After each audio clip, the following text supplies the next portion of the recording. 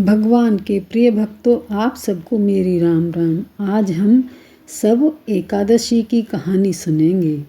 एक बुढ़िया थी। वह एकादशी के दिन मटकी में खिचड़ी बनाती थी और भगवान का भोग लगाती और स्वयं ही खा लेती थी। सबसे कहती कि मैंने एकादशी का व्रत किया है। एक दिन एकादशी मैया ने सोचा, इस बुढ़िया को बिल्कुल ज्ञान नहीं है। फिर तो वह उसकी बहन का रूप रख के उसके घर चली गई और बोली, बहन क्या कर रही हो? तो वह बोली, खिचड़ी बना रही हूँ, आज एकादशी है। तब एकादशी माता बोली, आग धीमी कर दो, धीरे धीरे बनती रहेगी, तब तक चलो मंदिर होके आते हैं। वह साथ में चली गई। मंदिर में पूजा की, परिक्रमा की, कहानी सुनी, कीर्तन हुआ। तब बुढ़िया बोली, मेरी खिचड़ी जल जाएगी। तब तक शाम हो गई। एकादशी माता बोली, थोड़ा और रुक जा, रात की आरती लेकर चलेंगे।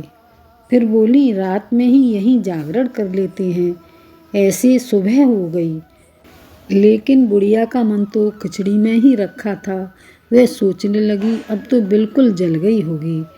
जैसे ही बुढ़िया ने घर की जाने को कहा तो एकादशी माता बोले, सुबह तो हो ही गई है, अब गंगा जी में नहा लेते हैं, फिर मंदिर जाकर पूजा करके चरणामत लेकर घर चलेंगे।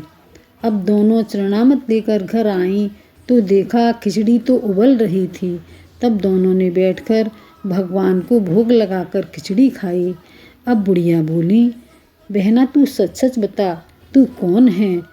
तब वह बोली, मैं एकादशी माता हूँ, तुमको ज्ञान देने आई हूँ कि एकादशी के दिन चावल या चावल से बनी हुई कोई भी चीज़ नहीं खानी चाहिए। व्रत करो या मत करो, पर झूठ नहीं बोलना चाहिए। ऐसा कहकर एकादशी माता अंतर्ध्यान हो गई और उस बुढ़िया को समझ में आ गया, सब ज्ञान हो गया। जैसा एकादशी मैया ने उसको ज्ञान दिया, वैसा ही सबको दें। बोलिए एकादशी मैया की जय।